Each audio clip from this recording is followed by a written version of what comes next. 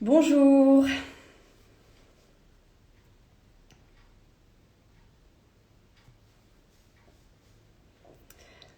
bonjour, bienvenue dans ce live. J'espère que vous m'entendez bien.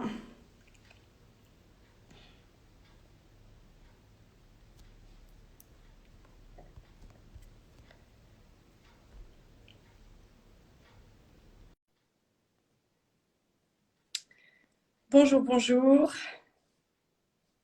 Alors, je vais inviter Emma. Merci beaucoup de me donner un feedback pour le son. Parfait. Bonjour tout le monde. J'espère que vous allez bien. Je me réjouis beaucoup de ce live avec Emma. Bonjour Emma.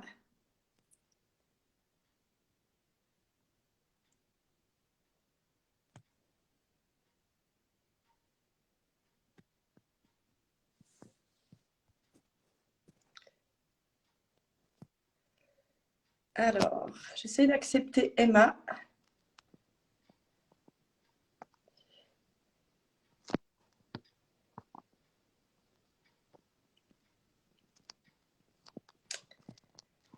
Alors, Emma ne peut pas participer. Pourquoi?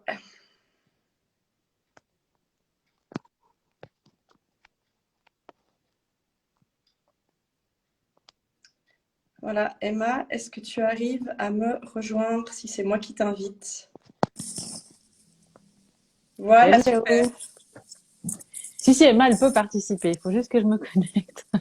Ouais, en fait, j'essaie d'appuyer sur accepter et puis il se passait rien. Donc voilà. Oui, je suis là. Je pense que tu m'entends bien. J'ai mis des écouteurs pour éviter les échos. Oui, je t'entends très bien. Je t'entends très bien, parfait. Bonjour Ok. Emma. Bonjour. Merci de m'inviter. Je suis très heureuse de t'accueillir aujourd'hui et je te remercie beaucoup de ta participation à ce live et à ce sujet qui est très important pour moi, qui m'est très cher et que j'avais envie d'aborder déjà depuis un certain temps, d'une manière ou d'une autre. Et voilà, et pour moi, tu es vraiment l'invitée parfaite pour disserter aujourd'hui sur ce sujet. Donc, Merci. merci encore pour ta présence. Et ben, moi, j'avais envie peut-être aussi d'expliquer un peu comment je te connais, comment je suis arrivée à toi, et puis qu'on explique aussi après ton implication sur ce sujet. Euh, Moi, je t'ai découverte il y a à peu près 2 ans, je pense aussi comme beaucoup de monde, hein, au tout début de ce contexte qu'on est en train de vivre. Et j'ai tout de suite énormément apprécié tes prises de position très, très claires, pleines de conviction, pleines d'intégrité. Et j'ai continué à te suivre en regardant aussi beaucoup tout ce que tu faisais au niveau de tes recherches sur des sujets qui sont extrêmement importants à l'heure actuelle. Et puis au-delà de ces points communs, ben, on est devenues toutes les deux mamans pour la deuxième fois en 2021, avec ce même désir de donner la vie de la manière la plus naturelle, la plus physiologique possible.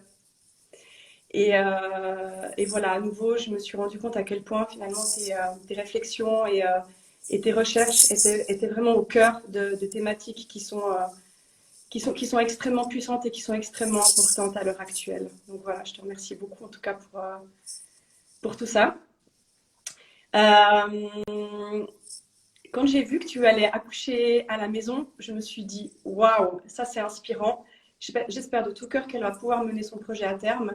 Et en ayant vu que tu avais pu le faire, je me suis dit qu'il fallait absolument que tu viennes aussi nous parler de tout ça et que tu puisses non seulement donner peut-être de l'espoir, du courage, mais aussi apporter des éléments de réponse qui sont très importants aux mamans, aux futures mamans qui se posent des questions et qui aimeraient aussi sauter le pas, mais qui ne savent pas comment faire ou qui finalement répondent plus à des peurs ou à des qu'en dira-t-on ou enfin voilà on va dire à des rumeurs par rapport à tout ça.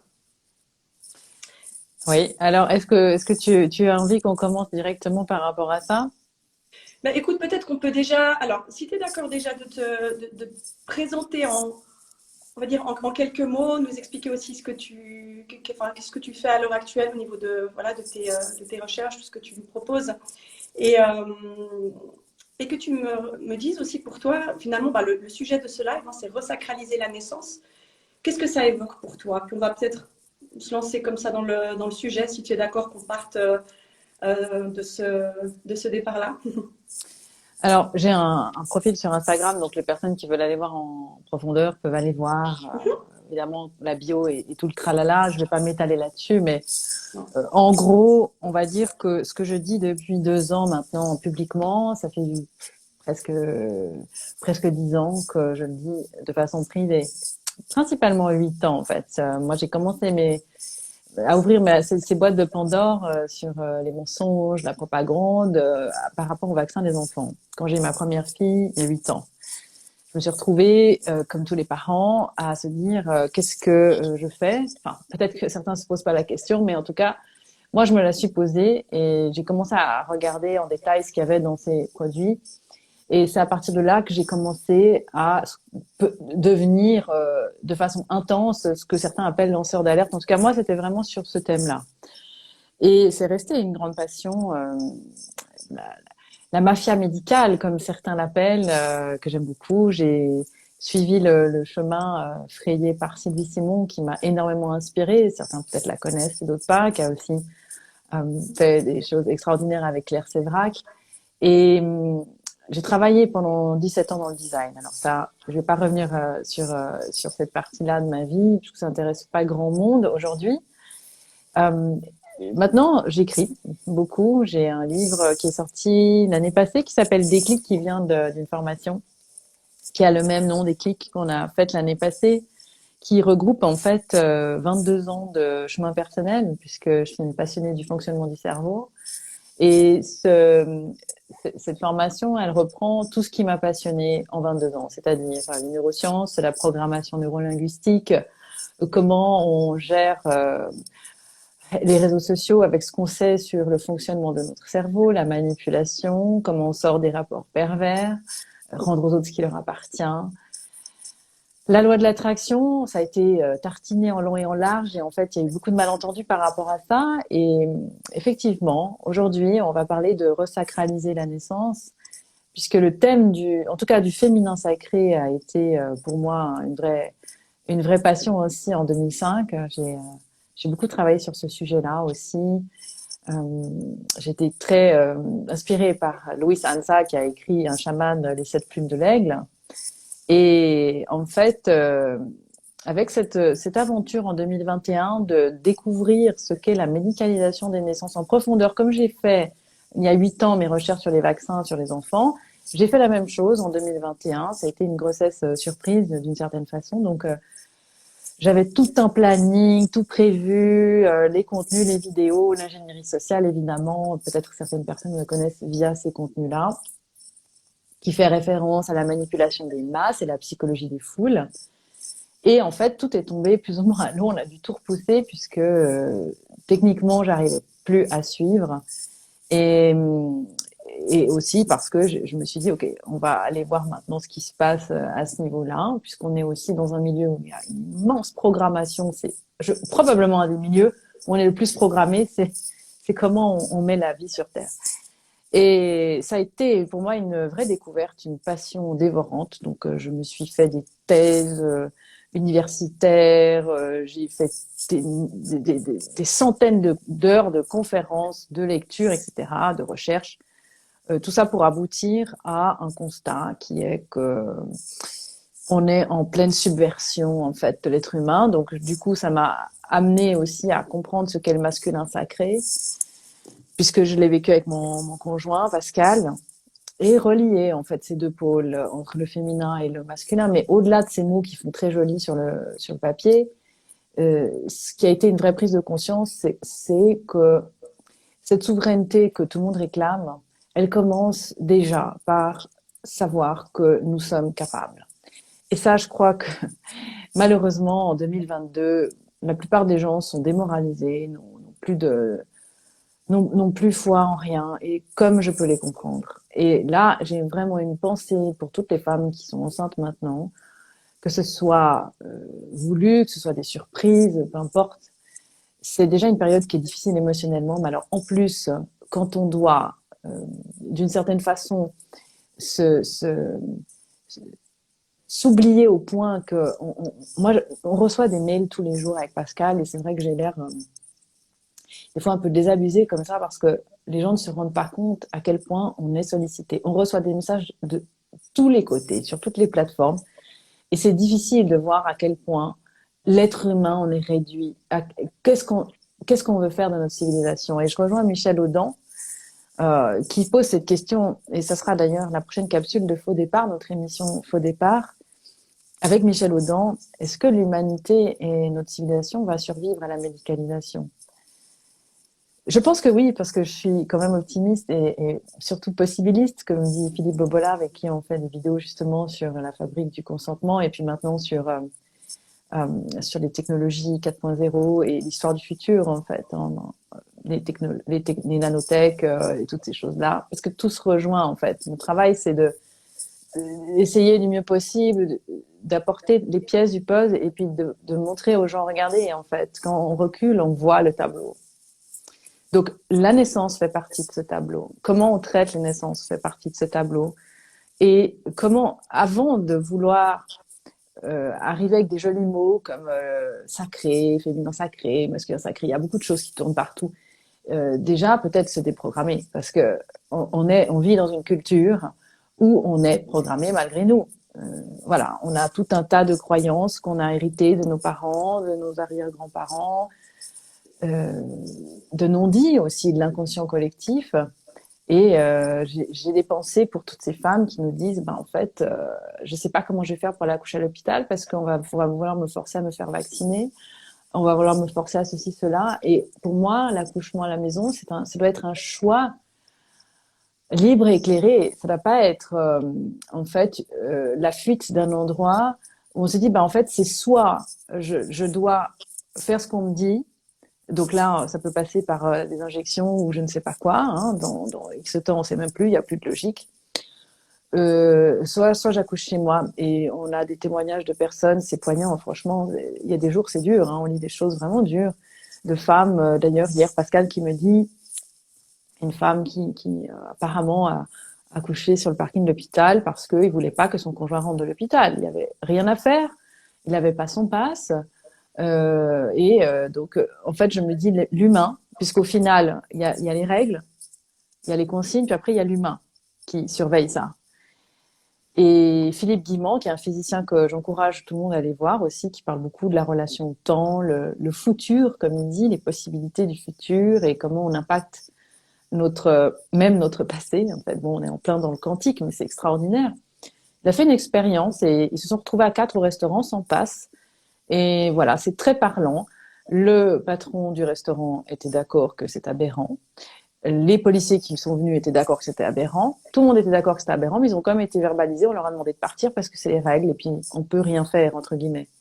Donc voilà, moi je suis arrivée sur ce thème-là. Je pense que l'univers m'a mis sur ce chemin-là. Et au final, quand je me suis retrouvée sur ces enquêtes, d'une certaine façon, sur les actes médicaux, les effets iatrogènes, de la médicalisation, qu'est-ce que induit un geste au départ quand une femme arrive? Comment on préserve ce processus involontaire?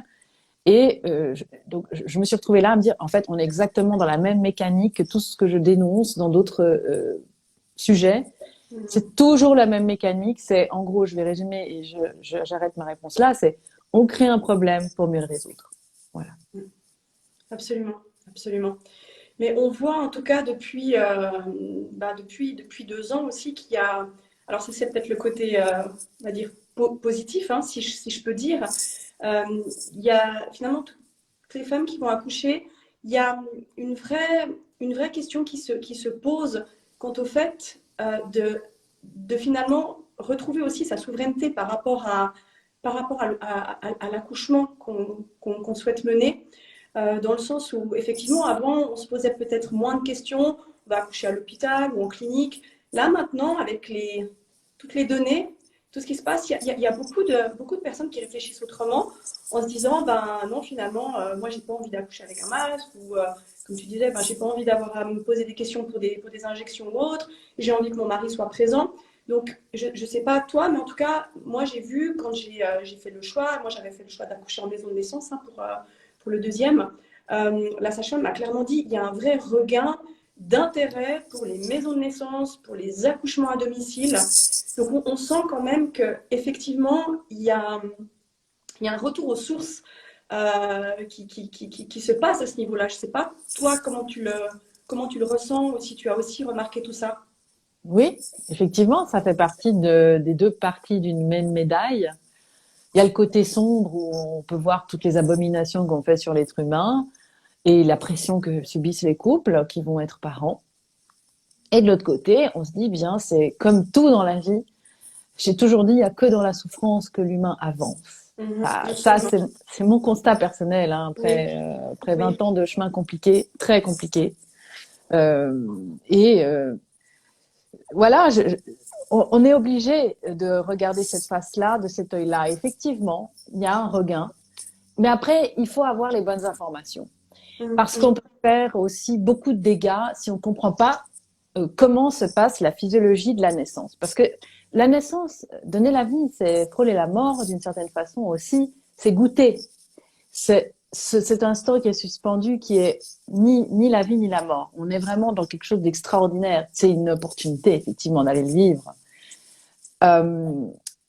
Mais, encore une fois, quand j'ai préparé donc mon accouchement, je me suis rendu compte qu'il n'y avait pas tant que ça de contenu sur les vraies informations utiles pour préserver ce processus involontaire, encore une fois, mais pour arriver justement à avoir un corps qui fonctionne bien et accoucher en sécurité aussi, parce que c'est bien joli hein, d'avoir, surtout Instagram, c'est bien qu'on fasse cette vidéo ici, parce que je fais quand même partie des personnes qui alertent, attention, il y a beaucoup de vidéos qui circulent où avec des femmes, elles sont toutes bien, toutes maquillées. Ça fait tout joli, joli. Il y a le photographe dans la pièce et puis il faut aussi savoir quand même se préparer. Se préparer, surtout si c'est un premier. On n'arrive pas les mains dans les poches à un accouchement. Si on fait partie de cette civilisation programmée, évidemment que les gens qui vivent encore avec, il y en a très peu hein, en anthropologie, quand on étudie certaines tribus, bon ben voilà, ils sont pas été parasités. Mais oui, il y a une recrudescence et ça fait partie pour moi des bonnes nouvelles de tout ça. Mais justement, toi, comment est-ce que tu t'es préparée? Parce qu'on a envie, enfin, quand on voit le projet que tu avais, comme tu l'as mené à terme, on a presque envie de se dire, waouh, comment elle a fait? Elle a réussi. Bah, en fait, on est en train d'en faire un. Alors, on a déjà fait une conférence à ce sujet-là, qui est disponible en podcast sur le site emmacruzy.com. Donc, les personnes, ou même sur Instagram, elle est disponible en podcast. Donc, ça vaut la peine d'écouter parce que je parle vraiment pendant 1 heure. Et la conférence. Je la mettrai dans le lien. Parce que la conférence complète dure plus qu'1 heure, donc il faut aller sur le site pour la voir en entier, parce qu'Instagram limite à 60 minutes. Oui.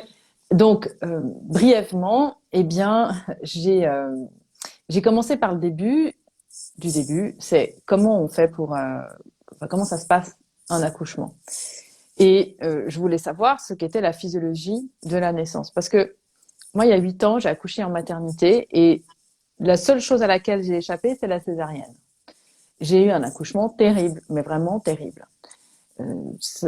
Alors, sur le moment, on se dit toujours pareil, c'est ce qu'on dit.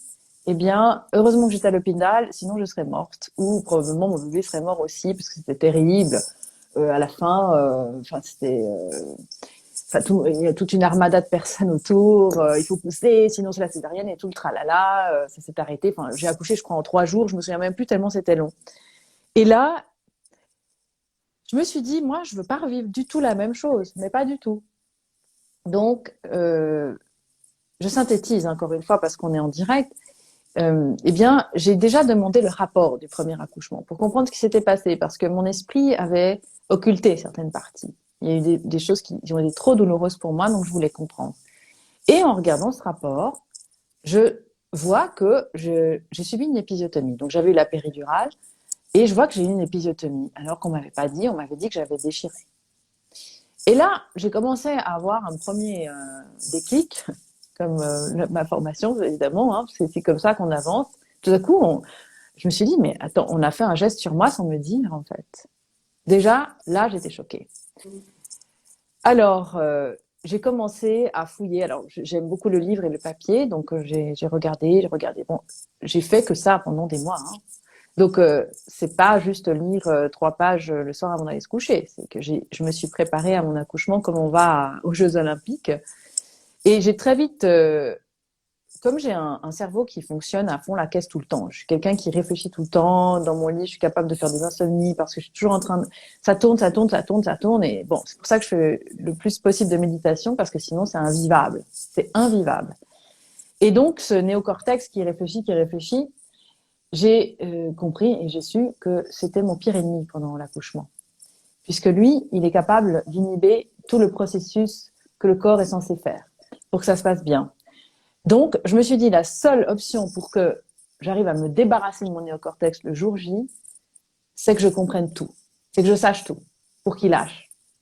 Ça a été ma stratégie à moi parce que je suis faite comme ça. Encore une fois, je pense que chaque femme est différente. Mais aujourd'hui, on vit dans l'infosphère. On est bombardé d'informations de tous les côtés, que ce soit des vidéos, des informations tacites, des images. Alors, on va en déduire des choses. Et moi, j'avais plus envie d'arriver avec des fausses croyances. Et évidemment, nous aussi, à Genève, on a toute une série de mesures absurdes pour rentrer dans un hôpital. Et je me suis dit déjà, il y a 8 ans, quand tout était encore, entre guillemets, normal, c'était pas simple. Mais alors maintenant, il est hors de question que je vive cette deuxième grossesse qui est quand même une surprise de la vie dans ces conditions. Alors, j'ai pris contact avec une sage-femme qui avait été là pour la naissance de mon neveu il y a 14 ans. Ma sœur avait accouché chez elle.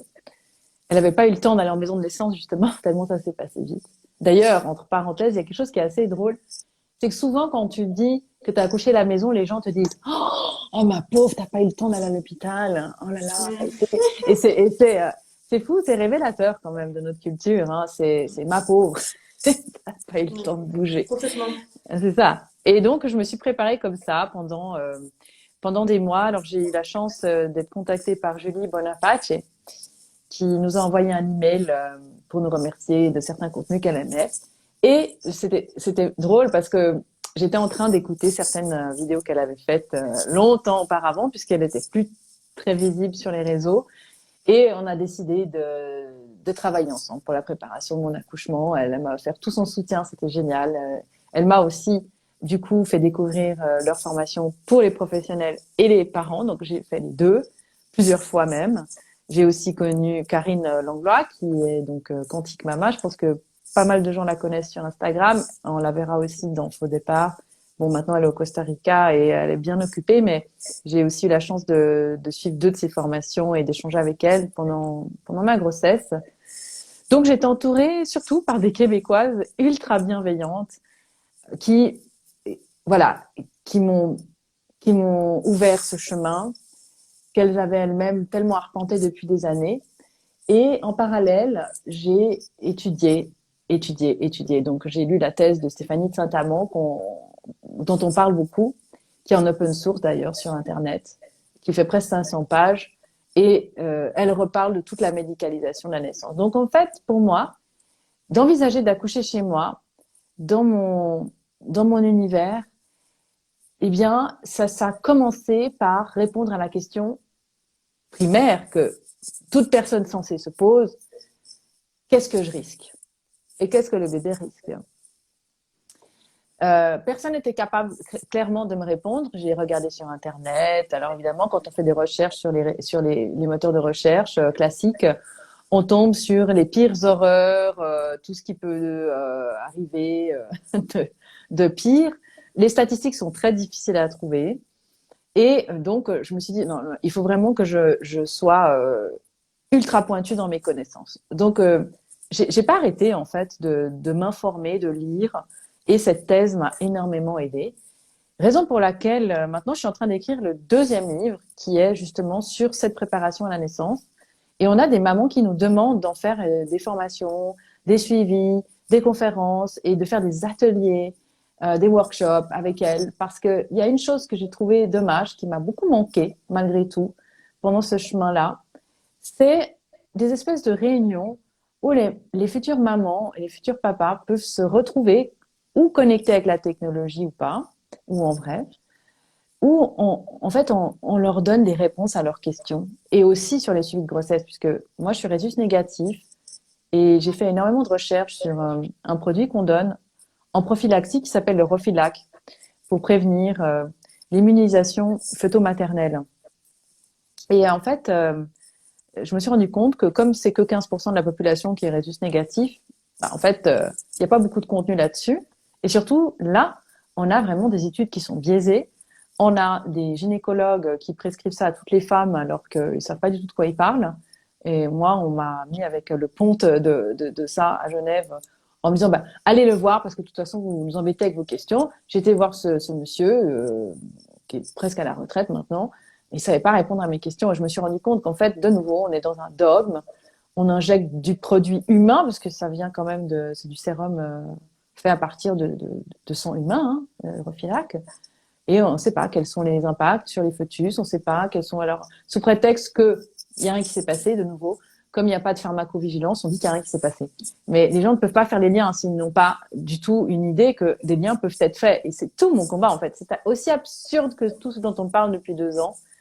Et voilà, je trouve qu'il y a une vraie communauté à créer forte sur finalement ce qu'il y a de plus naturel au monde que de laisser, de préserver ce processus involontaire. Voilà. Ouais. On est aussi vraiment, ben, tu en parles souvent, hein, des valeurs inversées, et là c'est encore un exemple, un des plus gros exemples finalement. Revenir à quelque chose de complètement naturel versus la surmédicalisation. Et au jour d'aujourd'hui, il y a encore la majorité des gens qui vont peut-être même pas se poser la question sur qu'est-ce qui serait juste, qu'est-ce qui serait bon pour moi. Non, c'est on fait comme ça. J'ai toujours entendu qu'on faisait de cette manière-là. Donc finalement, ben, au lieu de me demander ce qui serait le meilleur pour moi, ben, je vais plutôt réfléchir à dans quel hôpital est-ce que je vais aller. Donc c'est effectivement c'est fou, c'est fou. Une autre chose qui me vient par rapport à ça, c'est, bon ben oui, un accouchement, ça fait mal, entre guillemets, certes. Néanmoins, moi j'aimerais bien aussi que tu nous parles de ton expérience par rapport à ça, parce que en ce qui me concerne, c'est assez drôle. Moi j'ai kiffé mes 2 accouchements. Alors quand je le dis, les gens, il y en a beaucoup qui ont de la peine à me croire, mais même si bon, mon premier accouchement s'est fait en clinique, c'était un peu plus compliqué, j'ai quand même pu accoucher par voie basse. J'ai adoré vraiment ce passage, on peut le dire. Et la deuxième fois, j'ai pu accoucher de manière naturelle. Et je l'ai vraiment vécu. Pour moi, les 2 fois, c'était un voyage initiatique. C'était vraiment comme un voyage initiatique. J'ai eu l'impression que je suis partie dans une autre dimension. Il s'est passé des choses complètement folles. Hein. Je suis sortie de mon corps, j'ai vu des formes, j'ai vu des couleurs. Enfin, bref, voilà. J'étais bien perchée, je pense. Et c'est magnifique. Et aujourd'hui, je garde un souvenir de ça, mais tellement extraordinaire, et je suis reconnaissante envers la vie de m'avoir permis de vivre ça, de m'avoir permis de vivre cette expérience, parce que je trouve que c'est quelque chose qui renforce, ça amène vraiment à un autre, oui, on peut dire un autre état de conscience. Ça permet aussi, j'ai l'impression, de relier beaucoup de choses entre elles, par rapport à soi, par rapport à son rapport au corps, par rapport à son rapport aussi à la conscience, à sa volonté. Donc voilà, quelle est toi ton expérience par rapport à ça? Alors, reprécise ta question exactement, parce que moi, comme tu sais, je parle beaucoup. Oui. Qu'est-ce que tu veux savoir? Comment est-ce que toi tu as vécu l'accouchement au-delà de la douleur? Ok, donc pas spécialement besoin que je développe la douleur en tant que telle. Il y a juste une chose. Tu peux, hein, tu peux nous en euh, parler parce que ça fait partie intégrante. la première chose qu'on devrait savoir, je trouve, quand on prépare un accouchement, et ça, on ne dit pas, c'est que la douleur de cet accouchement, c'est la seule douleur qu'on va vivre dans notre vie qui annonce une bonne nouvelle. Et moi, j'ai mis du temps avant de le comprendre parce que, de nouveau, il y a 8 ans, quand j'ai accouché de ma première fille, j'avais mal. Je comprenais pas. Moi, je pensais que les contractions, par exemple, c'est les douleurs de règles. On m'avait dit c'est la même chose, mais en plus fort. Donc, bon, c'est vrai que c'est en général, quand on a des douleurs de règles, c'est pas drôle. En plus, on n'est pas de super humeur, etc. Et là, moi, je me suis retrouvée à pas comprendre ce qui se passait et j'avais pas justement intégré cette notion que cette douleur, elle est nécessaire et à quoi elle sert. À quoi elle sert. De nouveau, tout le monde est différent, mais je pense on a quand même ce point commun aujourd'hui quand on vit en communauté, etc., qu'on est quand même intégré dans une certaine civilisation, on a besoin de comprendre pour lâcher prise. Parce que pour pouvoir justement partir comme toi, voir des couleurs, etc., il faut être au service de la vie. Mais c'est bien beau de dire, bah oui, tu vas être au service de la vie. Non, mais il faut comprendre que cette douleur, elle est notre amie. Et donc, moi, je vais parler de cette expérience au mois de septembre de l'année passée. Donc, la piscine était dans le salon. Moi, j'ai accouché dans la piscine gonflable. Et en fait, je connaissais donc la théorie sur le bout des doigts. Alors, c'est sûr que quand on comprend que notre corps, enfin, le plus grand dealer au monde, c'est notre cerveau. Et ça, je crois que, de nouveau, on se le répète jamais assez. Notre cerveau, il est capable de nous envoyer des drogues méga puissantes. Méga puissantes. Donc, les endorphines sont là pour faire ce qu'on appelle l'anesthésie. C'est une sorte de péridurale naturelle, d'accord? Mais pour que ça fonctionne, il faut que le corps soit dans une certaine dynamique. Et tout ce cocktail d'hormones, ce fameux cocktail d'hormones de l'amour qui est nécessaire, en fait, on a besoin en gros des mêmes hormones pour accoucher que pour faire le bébé. Donc, c'est un peu la même chose, hein. Alors, quand on comprend ça, on se dit, tiens, alors très bien, si je veux que maintenant mon corps, il arrive à faire son job, il faut que j'arrive à intégrer le fait que ce que je perçois comme étant une douleur, en fait, est une intensité nécessaire pour que j'ouvre les portes, que je devienne une sorte de canal pour que la vie puisse arriver grâce à moi. Moi, je suis au service de ça. Et le job d'une femme enceinte qui se met sur le point de devenir maman, que ce soit pour la première fois ou la deuxième fois, mais on est toujours la première fois maman de l'enfant en question. On n'est pas, toi qui as 2 enfants, on n'est pas la même maman avec le premier qu'avec le deuxième, c'est normal. C'est un rapport toujours différent. Chaque être est unique, on n'est pas des machines. Dieu merci, préservons-nous encore de ce qui nous reste d'humain. Et donc, cette douleur, pour moi, elle était nécessaire. C'est-à-dire que je suis passée du côté où je l'ai mis avec moi. Je l'ai mis avec moi parce que je savais que comment fonctionnait cette douleur. Cette douleur, en fait, déjà au premier, c'est la tête du bébé qui appuie sur le col pour l'ouvrir. S'il n'y a pas ça, il n'y a rien. Et donc, pour moi, c'était nécessaire, pas de ne pas avoir mal, entre guillemets, mais d'accepter que, en fait, cette intensité était nécessaire à ce que le bébé arrive. Et surtout, je savais que mon corps allait se mettre à créer des endorphines. Pour ça, il fallait que vraiment je préserve tout ce processus dont l'ocytocine, dont on parle énormément naturel, qui aujourd'hui est la clé de voûte de tout. L'ocytocine, l'hormone de l'amour, comme le dit bien Malika Bonaparte, et aussi la fille de Julie qui est psychologue, la colle. L'ocytocine, c'est la colle dans la famille, hein.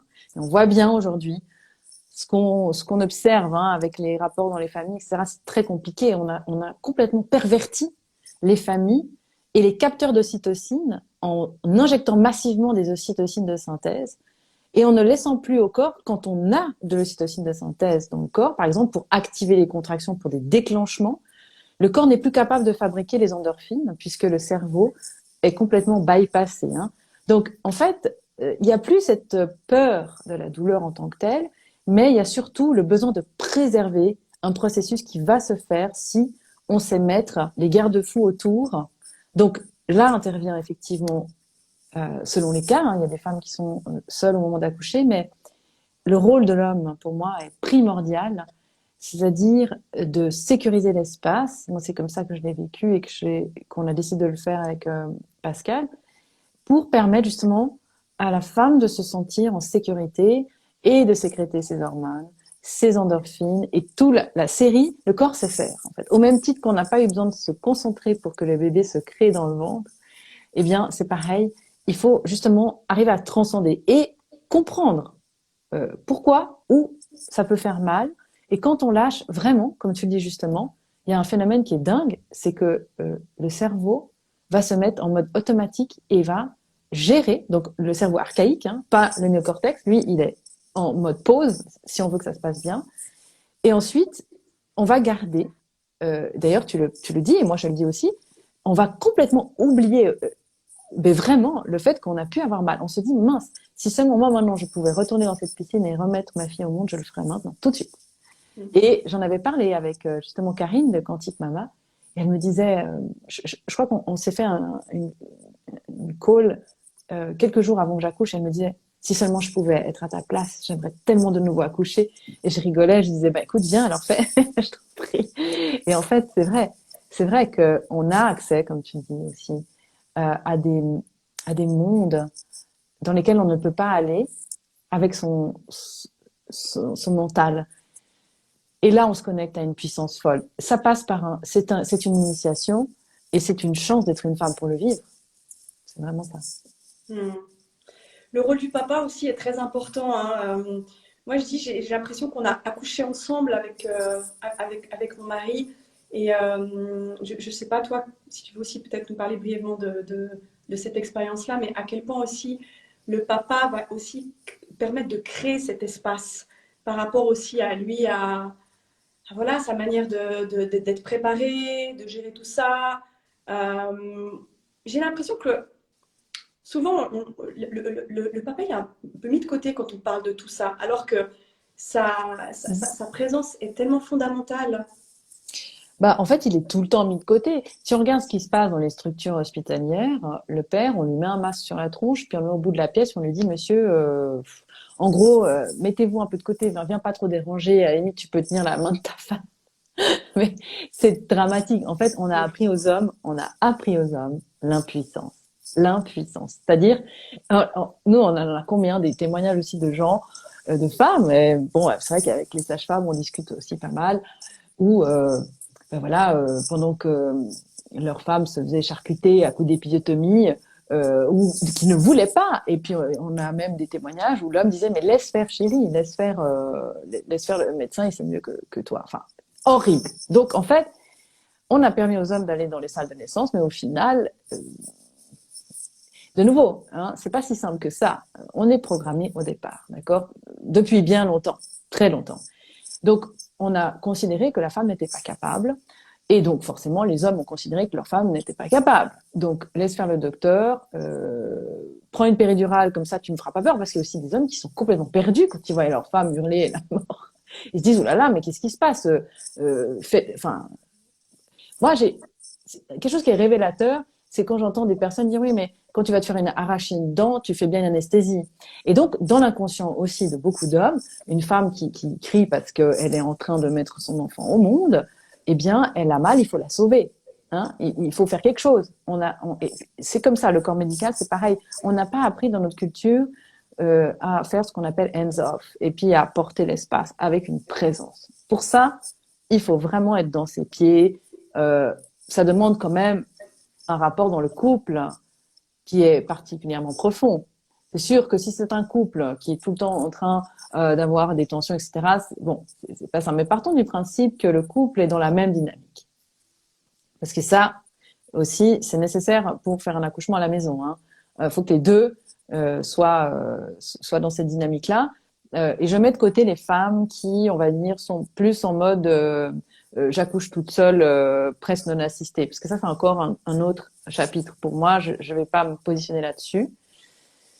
Pour moi, le rôle de l'homme, il est primordial parce qu'il était là pour faire le bébé. Et donc, encore une fois, les hormones qui sont nécessaires pour amener la vie sur Terre sont les mêmes que pour faire ce bébé. Donc, la femme, en tout cas en ce qui me concerne, d'avoir cette sécurité, d'avoir ce roc à côté de moi, qui fait que par rapport à mon cerveau archaïque, il, il sécurise tout. C'est-à-dire que moi, en gros, j'avais dit à Pascal, écoute, euh, quand ça sera le bon moment, parce qu'évidemment, il y a des fois des contractions, après ça s'arrête, etc. J'aimerais que tu me garantisses que la pièce va être dans la nuit la plus totale presque. J'aimerais avoir une ou deux bougies, j'aimerais avoir cette musique. Voilà, c'est des choses très concrètes. Et l'homme qui, lui, a encore sa tête, hein, qui n'est pas parti je ne sais pas où, eh bien, il peut faire ça. Et c'est un rôle primordial parce que pour faire ces petites choses-là, qui ont l'air de rien du tout, il faut faire appel à son néocortex là.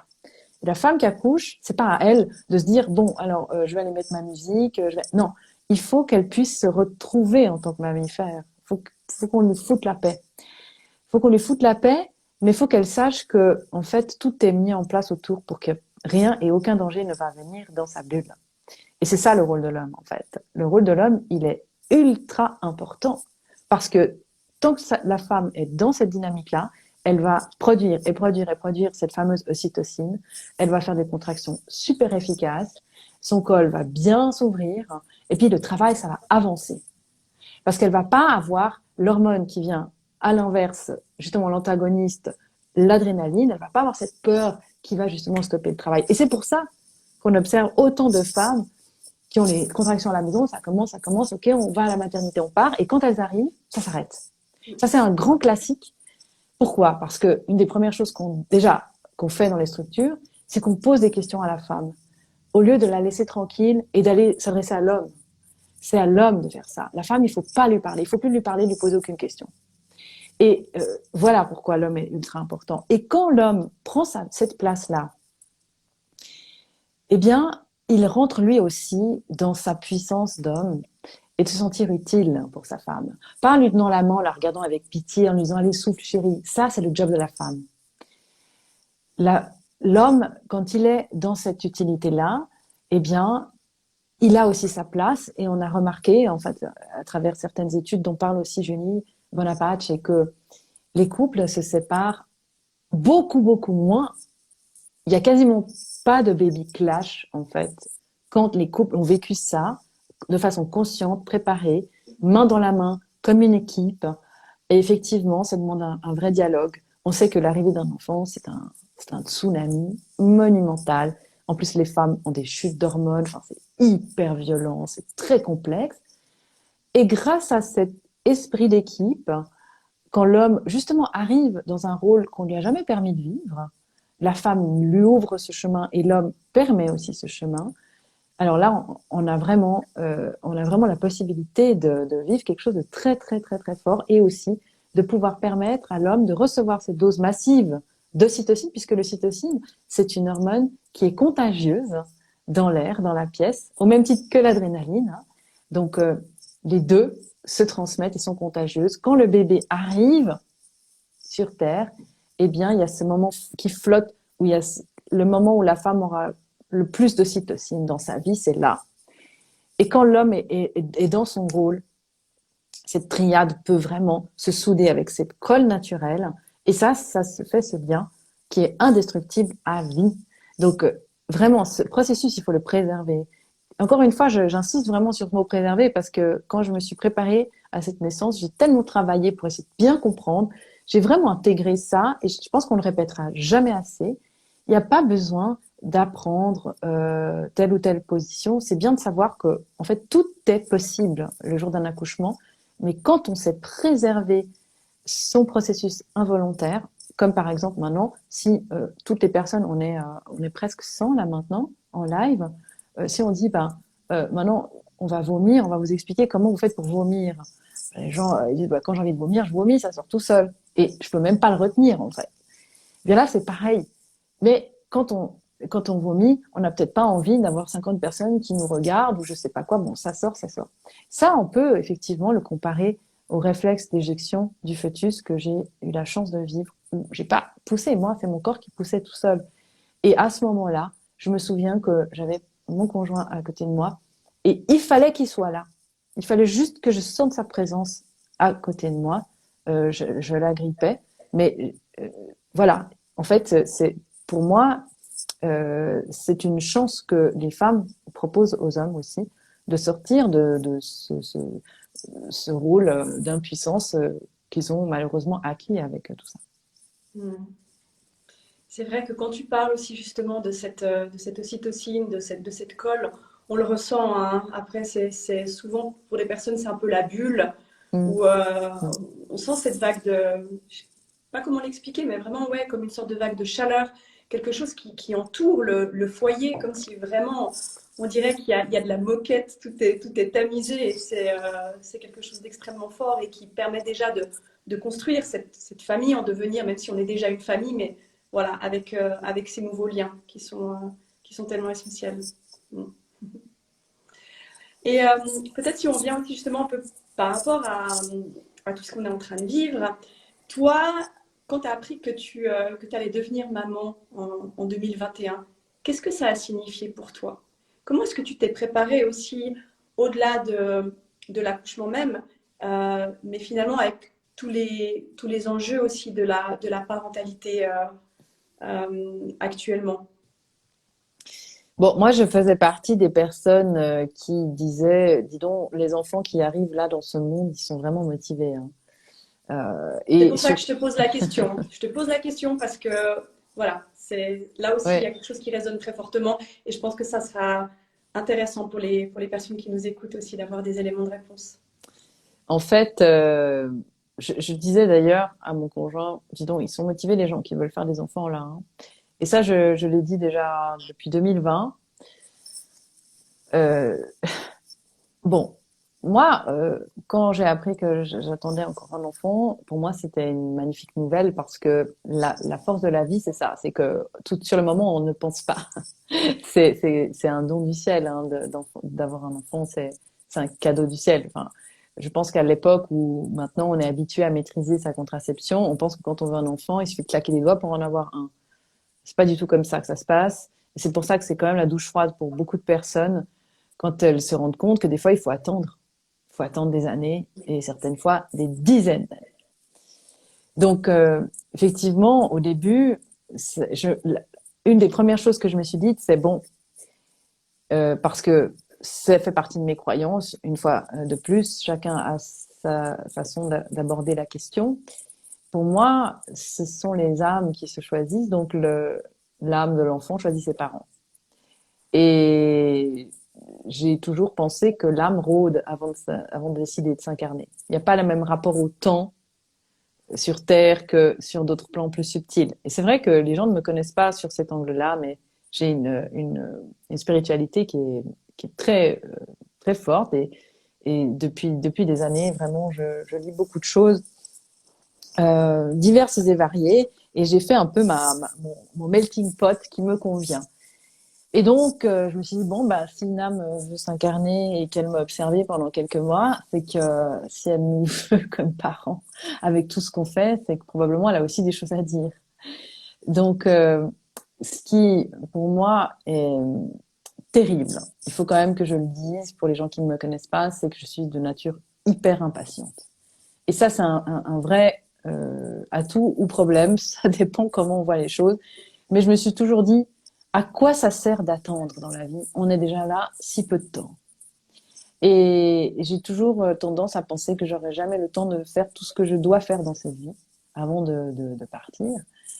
Et donc, une des choses qui, pour moi, a été vraiment un questionnement, c'est de me dire comment je vais faire pour concilier euh, d'une certaine façon ma mission de vie, qui est d'éclairer le plus possible avec mes recherches et les gens, en fait, hein, cette communauté grandissante qui se questionne et qui est devenue pour moi une activité à plein temps, c'est-à-dire voilà, de faire des contenus. On a fait des centaines d'heures de vidéos gratuites avec Pascal en 2 ans. Et en fait, comment concilier ça avec tout ce que demande comme attention et comme présence et comme temps, non seulement une grossesse, mais en plus l'arrivée d'un nouveau-né. Donc, effectivement, on peut vite partir en désespoir en se disant, bon, ben, vu ce qui se passe, quel monde on laisse aux enfants, etc. Bon, c'est sans fin, hein. Donc, une fois de plus, euh, nous, on vit une relation très forte avec mon conjoint, on travaille ensemble. Et donc, c'est énormément de discussions, énormément de dialogue où sans cesse, bon, lui est d'une nature très zen, très optimiste, etc. Moi, je suis en permanence, le mental, et ceci, et cela, et ça n'arrête jamais, et je sais que je suis très fatigante à vivre, et, et je n'ai toujours pas fait le tour de la question. Donc, c'est difficile pour moi de répondre, puisque, en fait, je suis en permanence, chaque jour, en train de remettre tout en question, tout déprogrammer, et je me dis une chose, que j'ai compris, parce que moi j'ai chanté pendant 7 ans à l'église quand j'étais enfant. J'étais soliste et j'étais pas du tout croyante, mais disons qu'on m'avait mis là à la chorale parce que c'était sympa, il y avait plein d'enfants et puis on chantait. Puis moi j'adorais chanter. Et donc on chantait des psaumes, on faisait les cultes parce que c'est protestant à Genève le dimanche et puis on avait froid dans cette église et puis nani nana. Puis on chantait les prières et les machins. Et en fait, un jour, j'ai vraiment compris ce que j'avais chanté pendant 7 ans dans les prières, qui est la phrase que tout le monde connaît, que ta volonté soit faite. Et le jour où j'ai compris ça, ça m'a permis de lâcher complètement prise, parce que ça, c'est aussi quelque chose qu'on entend beaucoup. Oui, il faut lâcher prise, oui, c'est génial, hein, quand on dit il faut lâcher prise, alors moi, ça m'énerve. C'est tellement facile à dire. Et quand moi, voilà, je me dis, ok, que ta volonté soit faite. Et c'est ce qui m'apaise en fait au quotidien, quand on voit tout ce qui se passe, toutes ces aberrations, toutes ces injustices. Moi, je suis très sensible à l'injustice.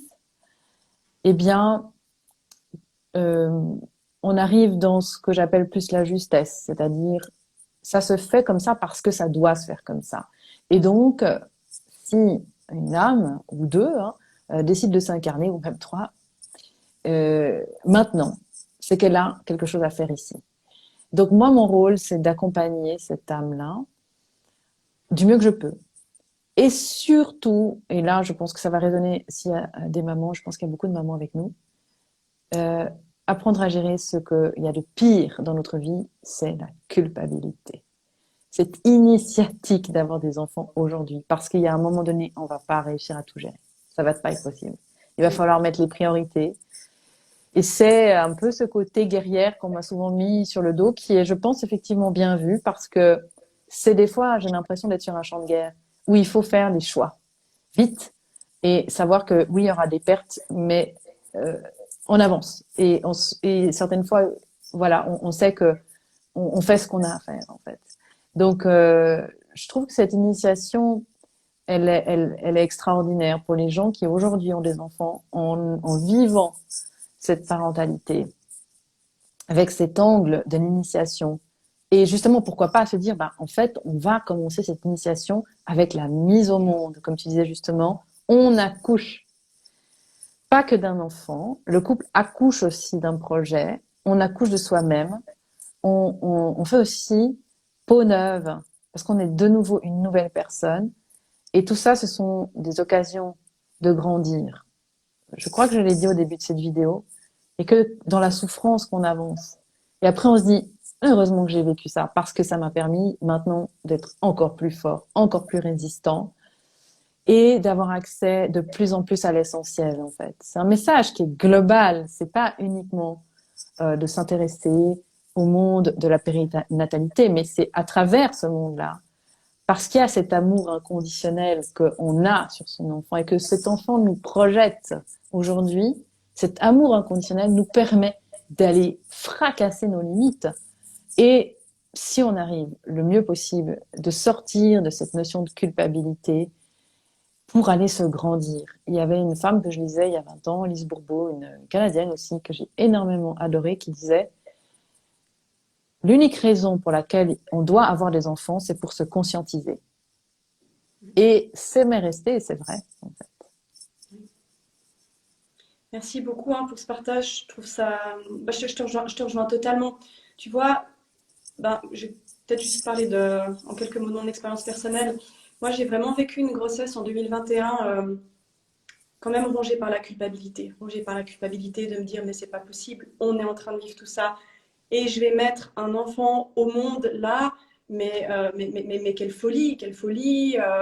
Donc je m'en voulais, je me disais mais c'est pas le moment, puis de toute façon il n'y a plus de bons moments, enfin voilà, ça a tourné, tourné, tourné.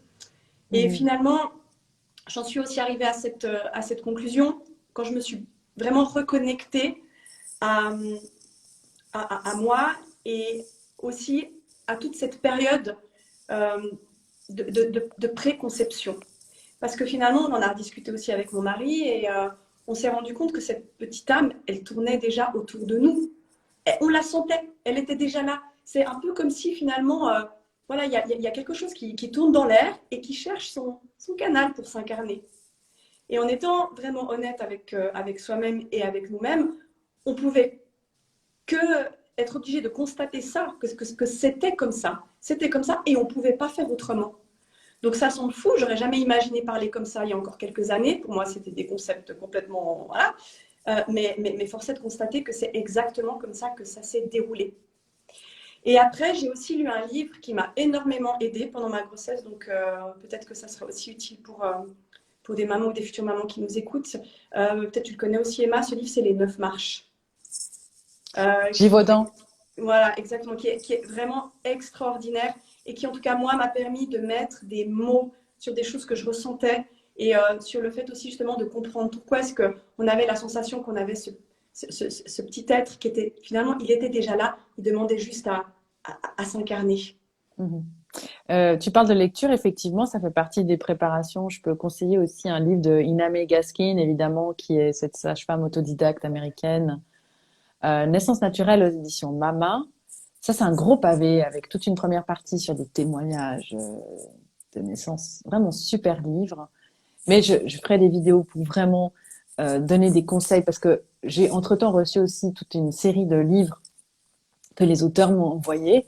Super, il y a vraiment tout un travail gigantesque qui est fait et justement chacun peut arriver avec sa sensibilité parce qu'effectivement, comme tu dis, là après chacun il vient avec sa spiritualité et ce qu'il a envie de mettre. L'essentiel c'est d'être en harmonie avec soi-même. Je pense que c'est vraiment ça le plus important parce que moi je suis pas là pour convaincre les gens qu'il faut accoucher à la maison ou je ne sais pas Bien quoi. sûr, bien Mais sûr. par contre, les convaincre qu'ils sont capables, ça, oui. Et en fait, c'est ça que maintenant je fais dans ces conférences, ces vidéos et ces contenus là-dessus.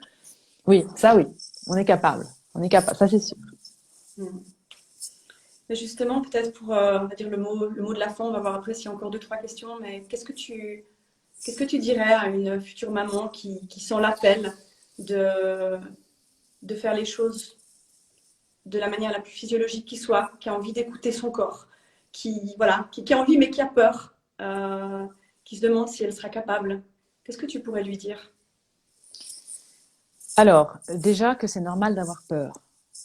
Parce que, de nouveau, on est programmé. Donc, on a des idées toutes faites dans nos têtes qu'on a reçues. Et ça, c'est un travail, la connaissance libère dans tous les domaines.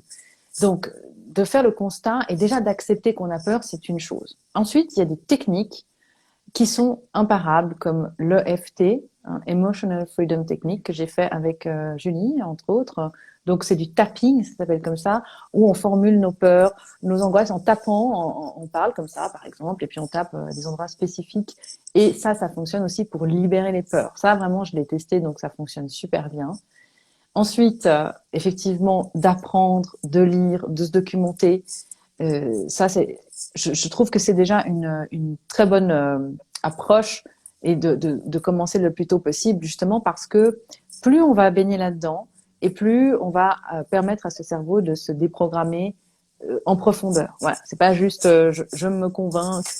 Non, c'est vraiment ok. Avant de se sentir vraiment capable, il faut déjà déconstruire tous les scénarios qui sont faux dans notre tête. Donc ça, c'est la première chose que j'ai envie de dire. C'est normal d'avoir peur. Ensuite, tu es capable. Et qu'est-ce qu'il faudrait pour que tu te réjouisses d'accoucher, plus que d'avoir peur? Qu'est-ce que tu peux mettre sur un papier aujourd'hui? Qu'est-ce qu'il te faudrait? Si tu avais une baguette magique, qu'est-ce que tu aimerais vivre? Sachant que ton corps va faire son travail et que tu ne peux pas refaire les lois de la nature. Donc, ça, c'est une des premières choses. Aussi, puisque moi, j'ai eu la péridurale il y a 8 ans, et cette péridurale, en tant que telle, pour moi, c'est super dans certains cas, puisque le but n'est pas de souffrir, en fait. On n'a jamais parlé de souffrance, et on est dans la souffrance quand on est déconnecté de sa puissance. Hein. quand on est dans la puissance et qu'on enfante par exemple à la maison, en physiologie, eh bien, on, on a accès à ce que jamais la vie ne nous permettra de vivre, c'est-à-dire la puissance la plus extraordinaire. Quand une femme va voir son gynécologue et que ce gynécologue lui dit « Non, mais vous êtes folle, vous mettez tout le monde en danger », ce qu'il faut déjà se dire, c'est que cette personne, elle a été formée dans des universités où on continue d'alimenter un dogme. C'est-à-dire que, en fait, ces gens-là répètent ce qu'ils ont appris et ne savent même pas qui a fait ce programme-là. Et ça, de nouveau, quand on parle de déprogrammation et qu'on va fouiller dans qui fait les programmes universitaires, on se rend compte qu'il y a des lobbies derrière. Il y a aussi toute une série d'actes médicaux, comme par exemple le monitoring fœtal.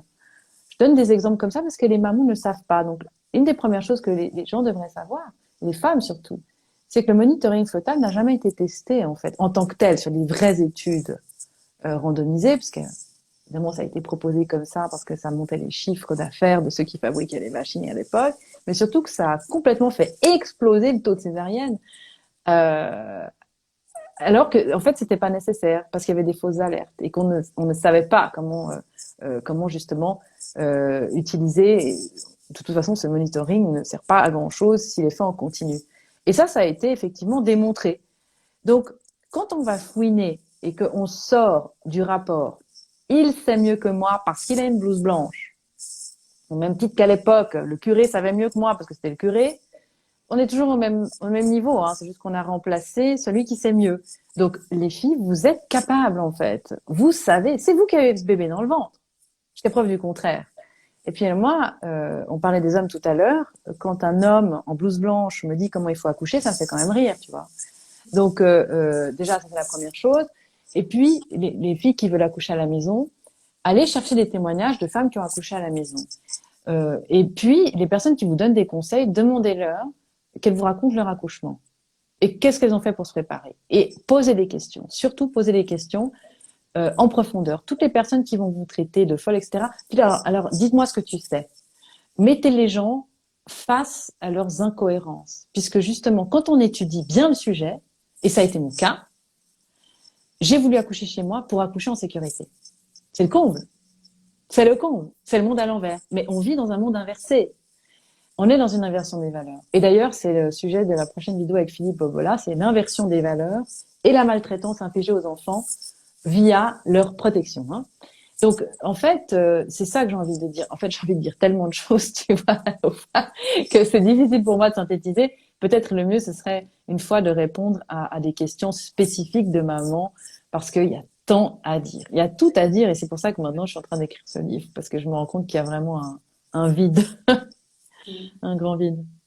On se réjouit en tout cas de le découvrir. Je pense que c'est tellement nécessaire. On est tellement en manque de connaissances sur ces sujets plus que jamais à l'heure actuelle.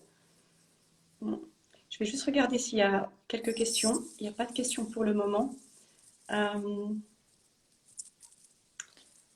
Est-ce que tu auras envie d'ajouter encore quelque chose avant qu'on termine? Je fais aussi la gardienne du temps. Hein. Oui, c'est gentil. Oui, c'est... En fait, ce que j'ai envie de dire aux femmes, c'est d'aller voir les vidéos faux départ que nous faisons, cette émission-là. Parce que, en fait, ça répond à ce que je n'ai pas trouvé quand j'étais enceinte. C'est pour ça qu'on a fait cette émission, en fait. Donc, l'idée de cette émission, c'est, à travers des capsules spécifiques, ça dure à peu près 1 heure par épisode. Ce sont des contenus 100% gratuits. Donc, allez-y, les filles, et les garçons aussi. Partagez ça, parce que ça va aider aux personnes qui veulent se préparer à vraiment comprendre ce qui se passe sur chaque point. Donc, on parle, on a fait, je sais plus combien, 5 ou 6 chapitres déjà. Donc, on parle de l'ocytocine de synthèse. Et c'est tellement vaste qu'on doit faire 3 épisodes là-dessus. On est en train d'enregistrer le 3e. Donc, qu'est-ce que c'est? Si on fait ça, et le déclenchement, à quoi ça sert? Comment on définit un terme? Pourquoi on parle de 40 semaines d'aménorrhée dans tel pays? 43, 41? L'histoire de la management actif des naissances. En fait, on vous explique clairement tout ce qui se passe depuis des années et pourquoi on en arrive aujourd'hui à vous dire il faudrait faire ça et pourquoi c'est bien, quel est le bénéfice, quel est le risque en fait. Notre démarche avec Pascal, quand on a créé cette émission, c'est de dire on va aller chercher les meilleurs dans cet univers-là. des gens qui dénoncent et qui forment depuis des décennies. Donc, on parle de la famille Bonaparte. J'ai parlé aussi de Quantique Mama, Michel Audin, il y aura des sages-femmes aussi, il y a des physiciens, on va parler de biologistes. En fait, vraiment aller voir cette émission-là. Donc, on la trouve sur mon profil Instagram dans les vidéos, et les vidéos qui durent plus d'une heure, des fois, elles sont coupées à la fin, donc il faut aller sur le site. Et le site, emmacreuzy.com, vous avez donc dans la rubrique des vidéos cette émission-là, vous retrouvez tous les contenus. Et ce qui est pratique pour les personnes qui ne veulent pas les ondes, parce que moi, j'aime pas les ondes, eh bien, c'est que vous pouvez tout télécharger. Donc, sous chaque vidéo, vous cliquez avec votre téléphone portable, si vous voulez avec le téléphone portable, téléchargez la vidéo ou le podcast, parce qu'on les fait aussi en MP3.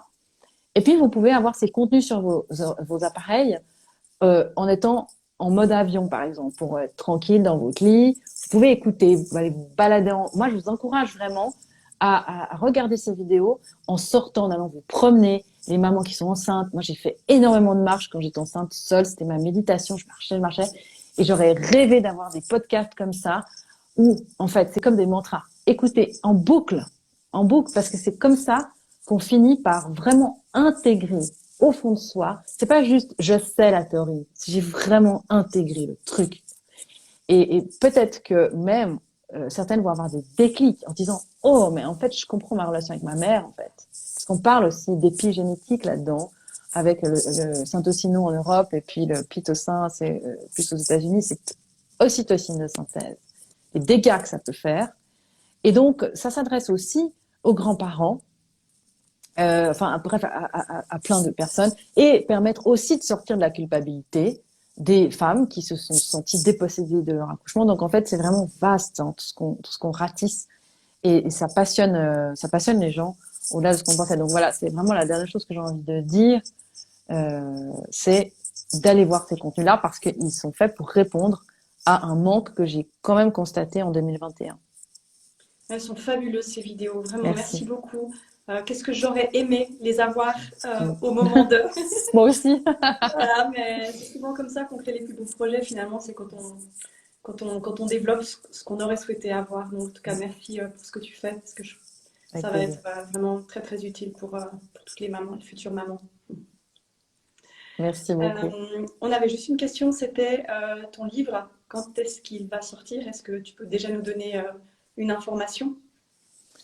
Alors, celui-ci, comme je suis en train de l'écrire, une fois que c'est écrit, ça va vite, puisqu'on l'édite nous-mêmes. Mais j'ai envie de dire pour cet été ou plus tard. Super. Je vais faire vite. Mais là, en fait, j'ai commencé à l'écrire pendant que la petite dormait, et c'est pas simple. C'est vraiment pas simple. Donc, j'ai décidé de m'organiser différemment parce que j'ai besoin d'être dans une bulle, et puis j'écris mieux le matin très très tôt. Donc, je vais mettre des bouchées d'eau. Mais c'est aussi important pour moi d'avoir un feedback. Et si les gens me transmettent leur intérêt, ça va me motiver à le finir plus vite. Parce que quand on vit dans sa bulle, on se dit, bon, peut-être que ça intéresse pas les gens. Donc, si je sens qu'il y a un fort intérêt, je vais mettre les bouchées d'eau pour aller encore plus vite. En tout cas, on se réjouit beaucoup. Puis on te souhaite plein de succès pour la suite de la rédaction de ce livre. Merci beaucoup. Plein de belles choses. Merci infiniment pour ta participation aujourd'hui, d'avoir accordé du temps à ces sujets qui sont tellement... On pourrait en parler des heures. Hein. Ben oui, merci à toi pour ton invitation et puis à toutes les personnes qui étaient là avec nous. Je pense qu'on a eu un bel égrégore là. C'était un très très bel échange. Merci pour tout ce que tu as partagé. Merci. À très bientôt, Emma. Bye bye. Merci à tous.